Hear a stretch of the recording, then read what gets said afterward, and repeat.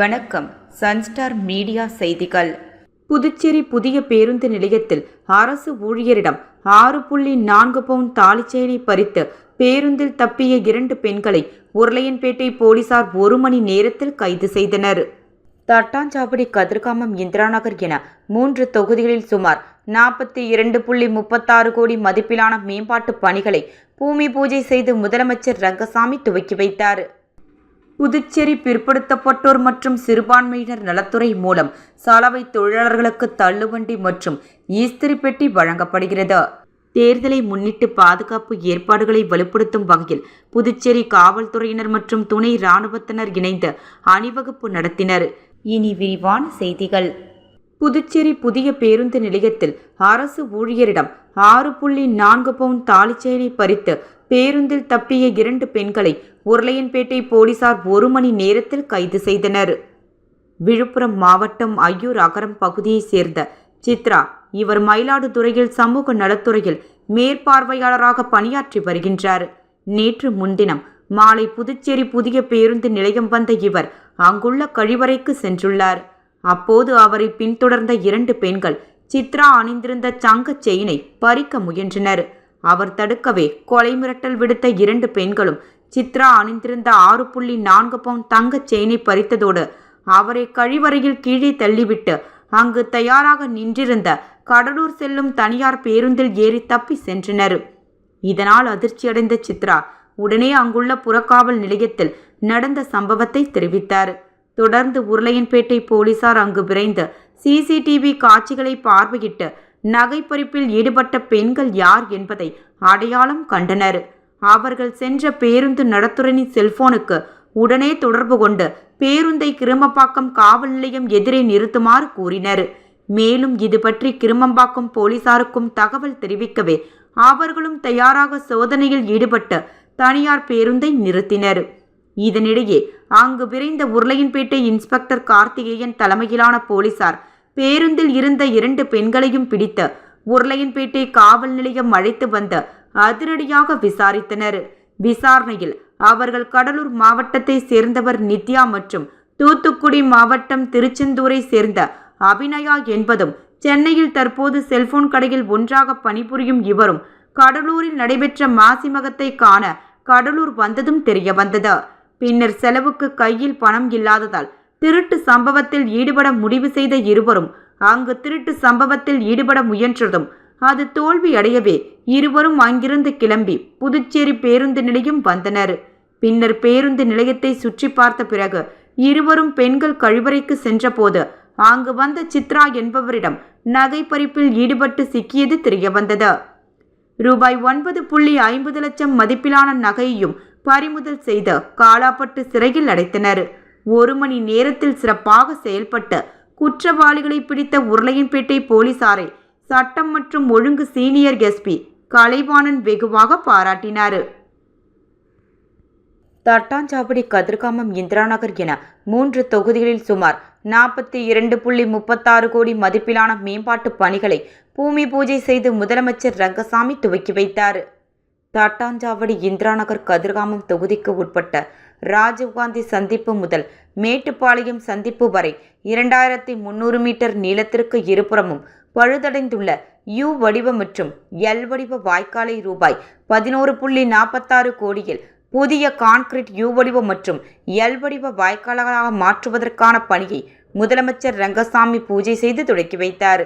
இதனைத் தொடர்ந்து கதிர்காமம் தொகுதி தட்சிணாமூர்த்தி நகரில் ரூபாய் 13.72 கோடி மதிப்பில் இந்திரா காந்தி கலை மற்றும் அறிவியல் கல்லூரி வளாகத்தை மேம்படுத்தும் பணியையும் முதலமைச்சர் ரங்கசாமி அடிக்கல் நாட்டி துவக்கி வைத்தார். தொடர்ந்து மூலக்குளம் சந்திப்பு முதல் கோரிமேடு சந்திப்பு வரையிலான 4 கிலோமீட்டர் சாலையை ரூபாய் 11.71 லட்சம் செலவில் மேம்படுத்தும் பணியையும் முதலமைச்சர் ரங்கசாமி துவக்கி வைத்தார். தொடர்ந்து இந்திராநகர் தொகுதிக்கு உட்பட்ட முத்திரையர் பாளையம் பகுதியில் ரூபாய் 5,47,65,835 மதிப்பில் ஆட்டுக்காரன் ஓடைவாய்க்கால் மற்றும் RCC சிறுபாலம் அமைக்கும் பணி நடைபெறவுள்ளது. இதனை முதலமைச்சர் ரங்கசாமி பூமி பூஜை செய்து தொடக்கி வைத்தார். இந்நிகழ்ச்சிகளில் பொதுப்பணித்துறை அமைச்சர் லட்சுமி நாராயணன், சட்டமன்ற உறுப்பினர்கள் AKD ஆறுமுகம், ரமேஷ் மற்றும் பொதுப்பணித்துறை அதிகாரிகள் கலந்து கொண்டனர். புதுச்சேரி பிற்படுத்தப்பட்டோர் மற்றும் சிறுபான்மையினர் நலத்துறை மூலம் சலவை தொழிலாளர்களுக்கு தள்ளுவண்டி மற்றும் ஈஸ்திரி பெட்டி வழங்கப்படுகிறது. புதுவை பாராளுமன்ற மாநிலங்களவை உறுப்பினர் திரு செல்வகணபதி எம்பி அவர்களின் பரிந்துரையின் பேரில் புதுச்சேரியை சேர்ந்த சலவை தொழிலாளர்களுக்கு தள்ளுவண்டி மற்றும் இஸ்திரி பெட்டி வழங்க ஏற்பாடு செய்யப்பட்டது. இன்று புதுச்சேரி பாராளுமன்ற மாநிலங்களவை உறுப்பினர் அலுவலகத்தில் நடைபெற்ற விழாவில் புதுச்சேரியை சேர்ந்த 33 சலவை தொழிலாளர்களுக்கு தள்ளுவண்டி மற்றும் இஸ்திரி பெட்டியை புதுச்சேரி பாராளுமன்ற மாநிலங்களவை உறுப்பினர் திரு சு செல்வகணபதி எம்பி அவர்களால் வழங்கப்பட்டது. இந்நிகழ்ச்சியில் புதுச்சேரி பிற்படுத்தப்பட்டோர் மற்றும் சிறுபான்மையினர் நலத்துறை அதிகாரிகள், லாஸ்பேட் தொகுதி பாரதிய ஜனதா கட்சியின் நிர்வாகிகள் மற்றும் பொறுப்பாளர்கள், ஊர் பொதுமக்கள் திரளாக கலந்து கொண்டனர்.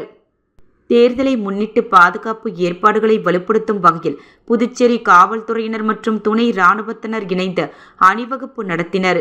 இந்த அணிவகுப்பு இந்திரா காந்தி சிலை அருகில் இருந்து தொடங்கி மூலக்குளம் வரை நடைபெற்றது. இதில் காவல்துறை மற்றும் துணை இராணுவத்தினர் இணைந்து நகரின் முக்கிய சாலைகளில் அணிவகுத்து சென்றனர். பொதுமக்கள் பாதுகாப்பாகவும் அமைதியாகவும் தேர்தலில் பங்கேற்கும் வகையில் இந்த அணிவகுப்பு நடத்தப்பட்டதாக காவல்துறை தரப்பில் தெரிவிக்கப்பட்டது. புதுச்சேரி உருளையன்பேட்டை தொகுதிக்கு உட்பட்ட நகர பகுதியான தியாக முதலியார் வீதி, ரங்கப்பிள்ளை வீதி, சண்முக வேலாயுத முதலியார் வீதி, நீடராஜப்பையர் வீதி, சின்ன சுப்பராயப்பிள்ளை வீதி, பாரதி வீதி போன்ற வீதிகளும், திருமுடி நகர் முதல் தெரு, 2வது தெரு மற்றும் சுற்றியுள்ள பகுதிகளில் தொடர்ந்து மின் பற்றாக்குறையால் அடிக்கடி மின் இணைப்பு துண்டிக்கப்படும் நிலை ஏற்பட்டு வந்தது.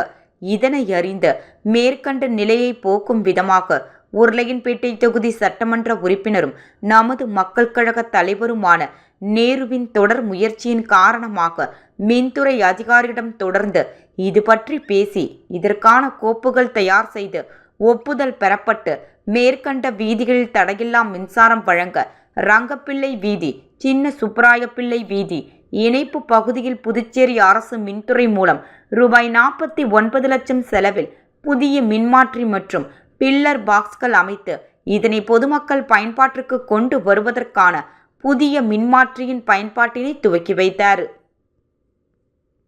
புதுச்சேரி நெல்லித்தோப்பு தொகுதியில் உட்பட்ட வெண்ணிலா நகர் குடியிருப்பு பகுதியில் கழிவுநீர் வாய்க்கால் முழுவதும் அடைக்கப்பட்டு துர்நாற்றம் வீசியும் புழுக்கள் மற்றும் கொசுக்கள் உற்பத்தி பெருகி அப்பகுதியில் உள்ள குடியிருப்பு மக்கள் டெங்கு, மலேரியா போன்ற நோய்களால் அவதிப்பட்டு வருகின்றனர். நமது மக்கள் கழகம் தலைவர் ஜி. நேரு எம்எல்ஏ அவர்களின் வழிகாட்டுதலின்படி நெல்லித்தோப்பு தொகுதி வேட்பாளர் கரேத்தே சுந்தர்ராஜன் என்ற ராஜப்பா அவர்கள் அவ்விடத்திற்கு விரைந்து சென்று மக்களின் குறைகளை கேட்டறிந்து அந்த கழிவுநீர் வாய்க்காலை பார்வையிட்டு உடனடியாக புதுச்சேரி நகராட்சி ஊழியர்களை வரவழைத்து சுத்தம் செய்தார். இதில் வெண்ணிலா நகர் குடியிருப்பு பகுதி மக்கள் மிகவும் நிம்மதியடைந்தனர். மேலும் தொகுதி வேட்பாளர் கரேத்தே சுந்தர்ராஜன் என்ற ராஜப்பா அவர்களுக்கு நன்றி கூறி பாராட்டினார். மேலும் தொகுதியில் மேற்கொண்டு என்ன பிரச்சனை இருந்தாலும் சரி செய்து தருவதாக அவர் வாக்குறுதியளித்தார். கடலூர் மாவட்டம் வேப்பூர் அடுத்துள்ள மாத்தூர் அருகே புதூரில் இருந்து வைக்கோல் ஏற்றி வந்த லாரி மாத்தூர் ரயில்வே பாலம் அருகே வந்தபோது வெப்பம் காரணமாக திடீரென தீப்பற்றி எரிந்ததால் லாரியில் இருந்த ஓட்டுநர் குதித்து தப்பி ஓட்டம். வேப்பூர் தீயணைப்பு துறையினருக்கு தகவல் தெரிவிக்கப்பட்டு உடனடியாக சம்பவ இடத்திற்கு வந்த தீயணைப்பு வீரர்கள் தீயை அணைக்கும் பணியில் ஈடுபட்டு வருகின்றனர். இதனால் இப்பகுதியில் பரபரப்பு ஏற்பட்டது. முதல்வர் கடந்த வாரம் மாநில அந்தஸ்து குறித்து பேசியது தொடர்பாக விமர்சனங்கள் எழுந்துள்ளன.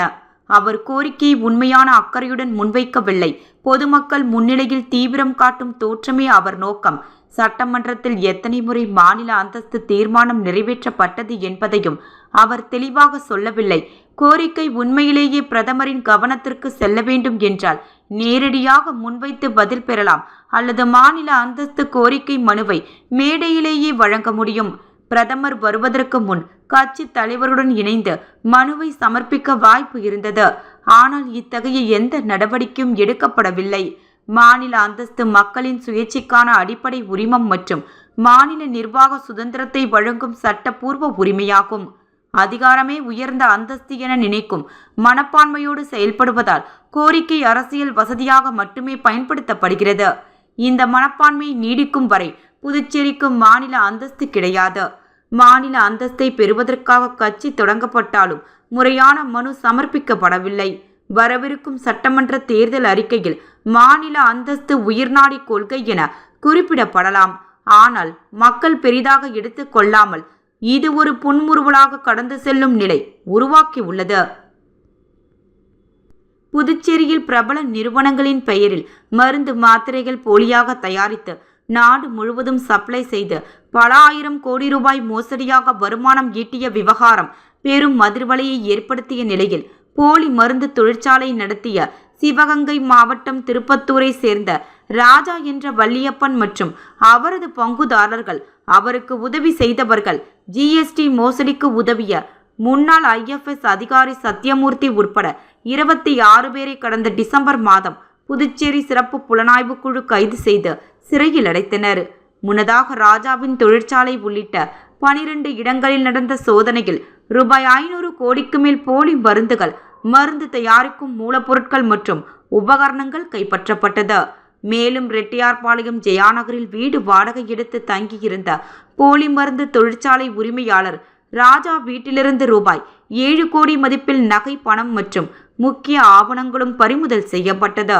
போலி மருந்து விவகாரத்தை CBI மற்றும் NIA விசாரிக்க வேண்டுமென்று கவர்னர் கைலாசநாதன் கடந்த ஆண்டு டிசம்பர் மாதம் மத்திய உள்துறை அமைச்சகத்திற்கு பரிந்துரை செய்த நிலையில் வழக்கு புதுச்சேரி சிறப்பு புலனாய்வு குழுவிடம் இருந்து CBIக்கு மாற்றப்பட்டுள்ளதாக அதிகாரப்பூர்வ உத்தரவு வந்தது. இதனைத் தொடர்ந்து வழக்கில் கைப்பற்றிய ஆவணங்கள், மருந்துகள், கைது செய்யப்பட்ட நபரிடம் நடத்தப்பட்ட விசாரணை பதிவுகள் அனைத்தையும் CBIயிடம் ஒப்படைக்க சிறப்பு புலனாய்வு குழு தயார் செய்தனர்.